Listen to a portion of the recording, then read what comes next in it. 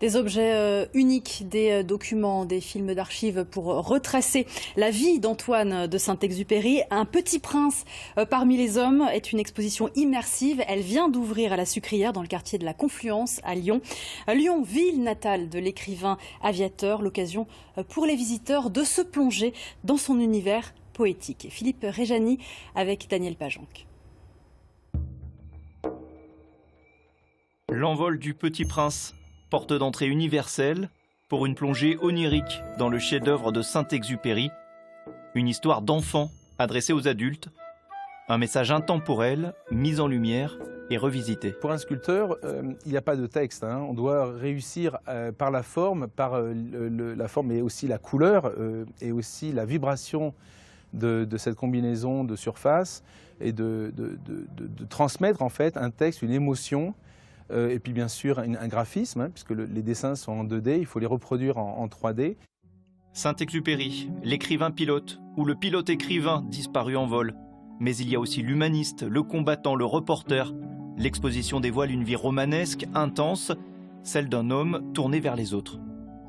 J'ai relu son livre Petit Prince très récemment, et c'est incroyable comment c'est toujours actuel. Il y aurait eu une place importante aujourd'hui dans cette époque, Saint-Exupéry. Oui, pour y insuffler un peu d'humanité, de bienveillance, d'intérêt pour autrui, de passion. Des valeurs, un engagement qui résonne particulièrement aujourd'hui. Que dirait-il de notre époque? Lui qui était à la fois connecté à son temps et visionnaire.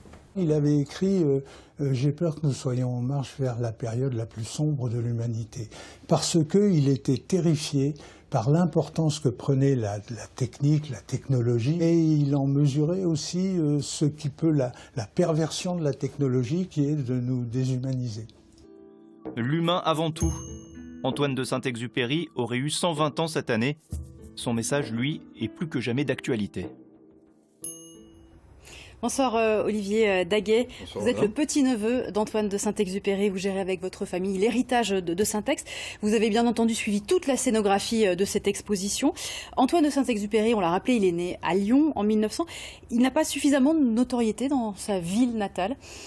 Disons qu'il a passé du temps dans cette ville, au moment de sa naissance, de 1900 jusqu'en 1908, date à laquelle il est parti au Mans.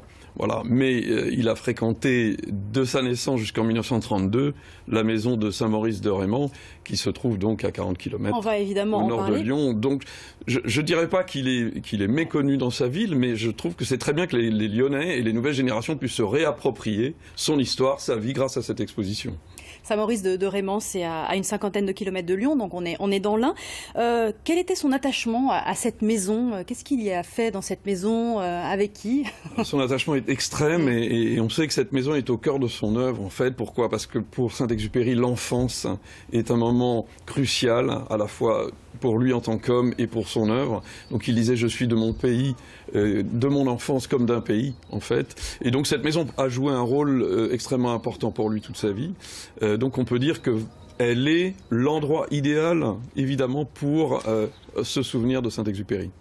C'est vrai que c'est un véritable feuilleton, mais depuis février, c'est la région qui est maintenant propriétaire du château et de son parc. Il y a aussi un grand parc. Elle ambitionne d'en faire un lieu touristique et culturel. Que représente pour vous ce projet qui dure quand même depuis un moment? Alors pour nous, ce projet est très important, c'est essentiel, parce qu'il est important qu'il y ait un lieu en France, évidemment, et plus particulièrement dans cette maison, qui rappelle sa vie, son œuvre, qui puisse attirer des touristes du monde entier, et tous les fans de Saint-Exupéry et du Petit Prince, qui sont des millions dans le monde. Saint-Exupéry, c'est 12 millions de fans sur Facebook. Donc voilà, et pour nous, ce projet est essentiel. Donc ça fait 30 ans qu'on le porte, on n'a jamais perdu espoir, en fait. Et aujourd'hui, je crois qu'on arrive, en effet, à une solution qui nous apparaît idéale pour ce projet.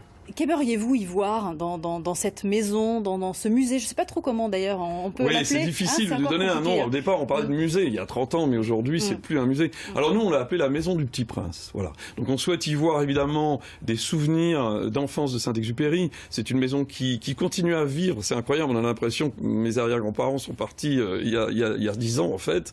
Et c'est une maison où il faut qu'on rappelle aussi la force de l'œuvre de Saint-Exupéry, ses valeurs. Et surtout, ce qui est important, c'est sa modernité. modernité. C'est ce qu'on voit aussi dans l'exposition, ce qui est un peu rappelé dans le reportage, c'est la modernité de la pensée de Saint-Exupéry et du Petit Prince par rapport aux problèmes d'écologie, par rapport aux problèmes de civilisation d'aujourd'hui. Donc il faut que ça reste très ouvert, il faut que ça soit aussi un terrain de jeu et de découverte pour les scolaires, c'est très important pour les jeunes. Donc il y a beaucoup d'ambition sur ce projet, mais on peut avec Saint-Exupéry. Merci infiniment Olivier Daguet d'être venu nous voir ce soir sur ce plateau et donc l'ouverture de cette maison pas avant 2023-2025.